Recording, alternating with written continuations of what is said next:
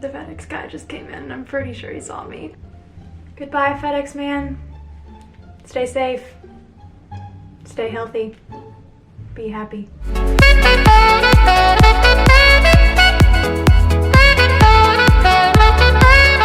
guys, welcome back to my channel. Hope everybody is staying safe and healthy and, you know, finding ways to stay busy and active during these crazy times. I can't even believe what's happening in the world right now. It's pretty crazy, but I mean, you know, we just gotta do what we can to make the most out of it and stay positive. And yeah, that's pretty much all we can do. So obviously by the title of this video, I want to talk about the red flags that I started seeing for my body that were due to the overtraining and the undereating that I was doing, and what I'm doing to slowly get back on track and heal my body naturally. Okay, so like I mentioned in my intro video, I have been training and lifting weights for the past several months for about 6 to 7 times a week, and I've also pretty much been running every single day.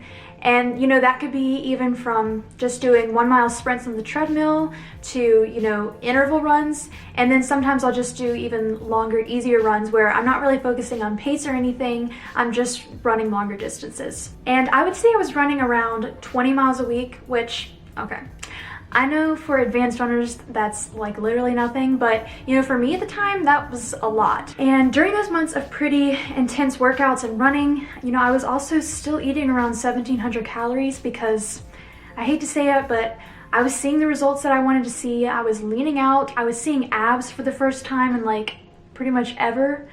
And you know, now I realize that that is so not important compared to my health and my own mental well-being, which I'm really realizing now through the journey that I've been on. So obviously I definitely was not refueling my body from these workouts that I was doing. So just as an example, I was having, you know, maybe an English muffin in the morning with some peanut butter and jelly on it. I was having protein for lunch with just a few carbs. And then, you know, since we're in this weird time and we're all in quarantine, I'm quarantining with my family, so I would have whatever my family fixed for dinner at night. But I didn't have snacks throughout the day because, you know, I thought that I didn't need them or that it would put me off track with where I wanted to be fitness-wise and my body wouldn't look the way I wanted it to. So after several months of depriving my body like this, I started noticing, you know, these red flags that I talked about where I was cold all the time, I was really irritable, you know, I felt like my hair was thinning out, and even my period stopped. And so I decided that this is when I needed to talk to my doctor, and I called my doctor and, you know, we talked about some of the things that I was experiencing and how much I was working out and running. And basically what he told me is that my body wasn't getting the nutrients that it needed to function properly, which is why I was getting all these weird signs like my hair thinning out and being irritable all the time and even losing my period. So after this conversation with my doctor, I immediately realized that I needed to make a change in my life, and especially with my fitness and my eating habits. So I decided to recalculate my macros using this website that I will link right down here, and it's called Total Daily Energy Expenditure. So basically this website uses your age, weight, height, and your daily exercise regimen to calculate how many calories you should be eating in a day based on, you know, how much energy you're putting out. And for me, this was extremely shocking because when I put in, you know, my age, my weight, my height, and then how much I was working out, how much I was running during the week, it told me that my daily calorie intake should be around 2,200 to 2,500 calories. I know, shocking. This is way more than I was eating in the past year, and I couldn't even believe it. And these are just the amount of calories that I needed to maintain where I was at right now. And to think that I had been feeding my body almost 800 calories less than what it needed to be functioning properly, that's kind of scary, and I didn't even know it this whole time. I also talked to my doctor about how undereating was causing a lot of hormonal imbalances and was the reason that I was experiencing a lot of these symptoms. And now, okay, I know, at least for me, knowing that I needed to increase my calories by almost 800 calories can be a little bit scary. Let's be honest. If you're eating 1,700 calories and suddenly you realize that you should be eating 800 more, thinking about increasing that many calories can be a little bit scary, especially if you've been working so long to achieve the body that you've worked so hard to get. But you know, what I didn't realize was that my body needed these calories to be able to not only function in a healthy way, but to replenish my muscles that were being broken down during these workouts.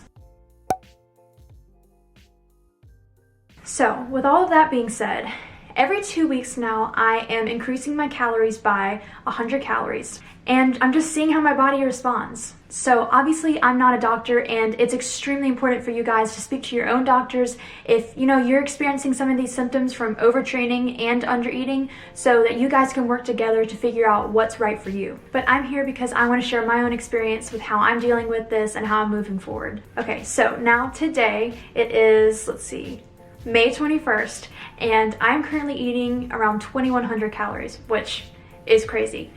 But I already feel more energized. I'm a lot less irritable for sure, and I feel like I'm even sleeping better at night. But again, life is about moderation, and if you're going through the same thing like me, don't feel like you have to immediately increase your calories.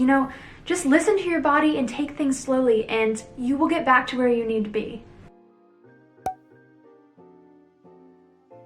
Okay, so another big thing that I am doing right now and focusing on is cutting down on my workouts. I didn't realize that from, all the overtraining that I was doing, along with the undereating, that my body was experiencing really high levels of cortisol, which is what we know as our stress hormone. So the body actually views working out as a form of stress. And when the time and the intensity of your workout is prolonged without actually refueling and allowing your body to rest, your cortisol levels will continue to rise. And if these high levels of cortisol are prolonged in your body, it can cause negative reactions like fatigue, irritability, and even headaches, which I was experiencing a lot, and I didn't even realize that it was from overtraining. So when I started to notice all these symptoms, I just decided that I was going to give my body a week off of working out. I wasn't going to work out at all, and I was just going to let my body rest and try to get back on a normal schedule. And during this week, I think it's important to note that I continued to provide my body the nutrients that it needed, and I would eat as if I was training during a normal week. And another really big thing is that I decided to really prioritize sleep that week and just let my body rest, because sleep is such a big way for our bodies to recover. And I think it's something that we all really tend to neglect sometimes. So I really prioritized sleep, not just that week, but even moving forward after that. And so I did a little bit of research about sleep, and sleep is actually what allows our bodies to produce the hormones that we need for muscle recovery and building. Also, I found out that sleep deprivation can lead to increased cortisol levels, which is really what I was trying to reduce. So I really started to prioritize sleep because it's what allows our bodies to recover. So after this initial week of just taking the week off and letting my body rest, I reevaluated my workout schedule, and I tried to create a schedule that allowed my body to have more time to rest between sessions.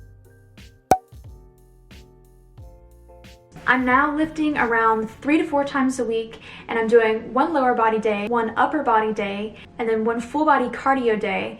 And then I'll usually do another day, kind of just focused on whatever I want to work on that week. Another big thing is that I've also cut back on running while I'm trying to let my body just have time to rest and recover, and also try to get my period back. And I'm now running around 2 to 3 times a week, usually doing 1 easy run, 1 interval run to help work on building my aerobic base, and then 1 longer run.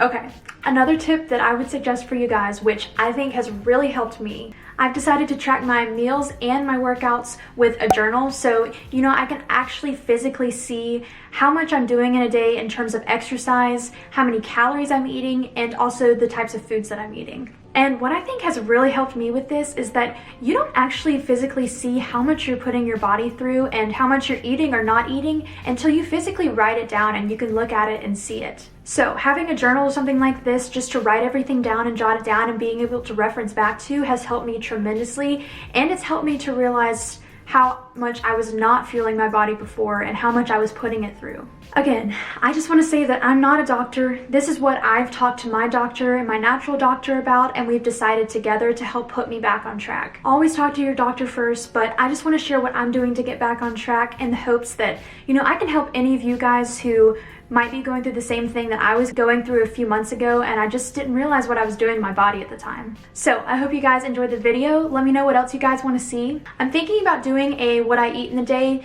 to get back on track and slowly start increasing my calories and what those calories actually look like in terms of food. So yeah, let me know if you guys would like to see something like that.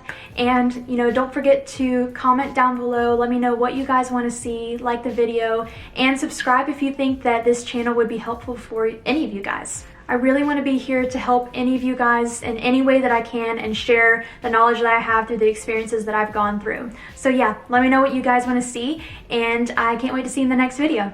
Bye.